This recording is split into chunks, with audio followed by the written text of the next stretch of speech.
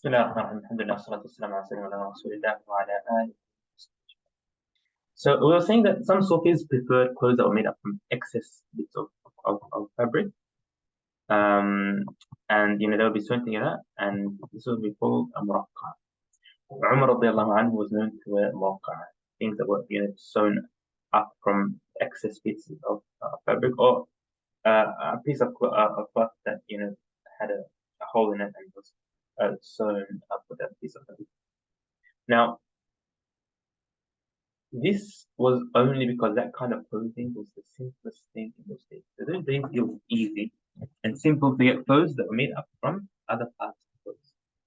And the main reason for that is that it helps one be humble. As Rasulullah we know when he was given a piece of clothing that distracted him, he sent it back to its owner. And there's several hadith talking about the danger of wearing clothes that make you look down on others. Okay? So muraqqa'at was the easiest thing to find and was the most practical, and they would prevent both heat and cold. That's why Umar radiallahu anhu used to wear them. But these guidelines, preventing from heat and cold, being practical, being simple, can be followed and applied whenever it's appropriate today. But like Imam Zarruq says, this is not the condition for every single piece of clothing out there.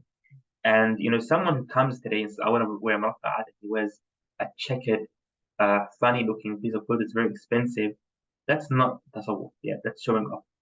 That's clothes that look funny, looks different, and people would see that as showing off. So that's not encouraged. Imam Zarruq says, it's important to understand that whoever Allah SWT has given a lot of wealth should not hide it, but should show it modestly without leading himself to being ignorant. They should wear something moderate and appropriate to their level in society, while having some simple clothes to use when needed. So alhamdulillah, you should strike a balance even in clothes. What about eating and its medicine? So there's also the same concept when it comes to eating. We don't get attached to food. Food is not our life, but food is a blessing from Allah subhanahu wa ta'ala that we should respect and should honor.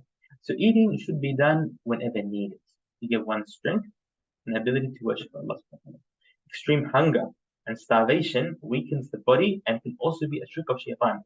So Imam al-Busayri says, وَخْشَى الدَّسَائِسَ مِنْ جُوعٍ وَمِنْ شَبَعٍ وَرُبَّ مَخْمَصَةٍ شَرٌّ مِنَ التُّخَمِ. Be careful from the things that can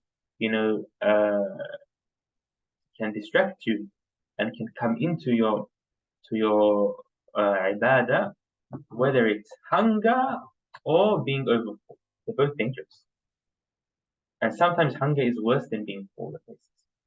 So appreciate the food you have, eat gratefully, and thank Allah subhanahu wa ta'ala, and don't focus on your stomach desires. If the food is there, if something is nice, something is healthy, it's good, alhamdulillah, khalas. You don't need to worry about anything other than that. Now, some of the manners that I mentioned when eating, and I think we talked about some of this before, we don't mention food obsessively. Okay, so we don't reminisce about it when it's not available. Obsessive. Our world doesn't revolve around food. We should not stress about gathering food, about having something to eat, and understand that our rizq is from Allah subhanahu wa ta'ala. We do our best, and then Allah provides for us. Don't look at food as other than a medicine. It's something that we need to sustain ourselves. Okay, we use it when we need it. But overdosing on medicine can be dangerous also. Don't look down upon any food that is presented to you. Okay? Whether it's the portion of food or the type of food that is presented to you, and never say something negative about someone's food. If you don't like it and you don't like to eat it, promise say to excuse yourself, but don't look down upon it. Don't hoard food. If you have extra food, share it with others. Don't hoard it. And be super careful with what you eat. Make sure the halal you eat, one thing that is 100% halal. Halal is a very important concept to be extra careful about. Okay. Also, talking while eating, like if you're eating with other people and you have a conversation, that's positive. Okay, especially if it's about good things. And it's preferred to eat with others, not alone. Now, how many times should we eat a day? That really depends on the person, but generally, some guidelines were put by the masters of Tasawwuf. So some of the masters of this tariq, they dislike eating more than once a day and once at night. So when they say day, they mean daylight, in daylight. So once at day and once at night, they say you shouldn't go over having 2 meals, one in the day, one in the night.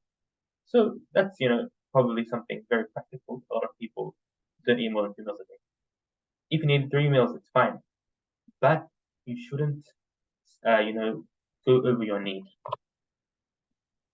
Imam Sahl ibn Abdullah at-Tustari was asked, what do you say about eating once? So from Fajr to Maghrib, eating once. He said, that is the way of the pious. He was asked, what about eating twice?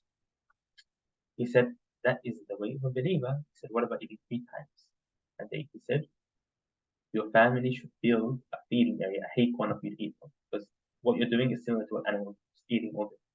Eating, then relieving yourself, eating, then relieving yourself, eating, then relieving yourself. That is not the way of a slave of Allah. Being bloated and full is extremely disliked. Like we mentioned, that the stomach is a vessel of shaitan. Okay, like in the hadith, الشيطان يجري من ابن آدم مجرى الدم فضيقوا مسالكه بالجوع. Shaitan runs through your body like blood, and it's only through preventing excessive food that you can tighten the vessels.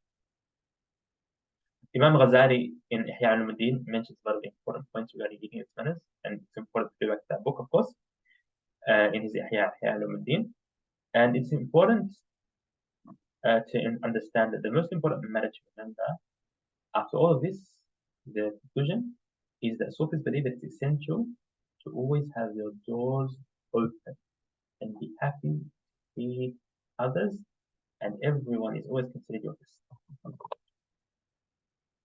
The last concept that I want to talk about, inshallah ta'ala, is dealing with money and wealth. Money is a gift from Allah subhanahu wa ta'ala, and when He puts it in one's hands, it becomes a responsibility. This is how they see money and wealth.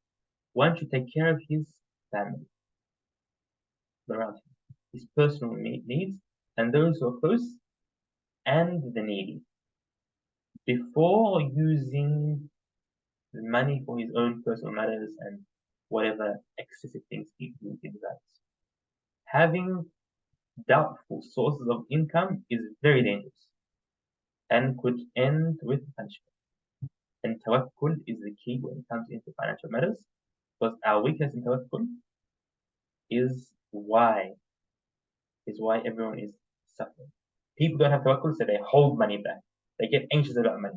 Other people who need money don't get access to money. SubhanAllah, money in the universe is so much, but it's not distributed properly. People have extra zeros in their bank account that they never use in their life, and others are starving and they have. So SubhanAllah, people need to re-switch their clocks and refocus themselves. Allah Ta'ala.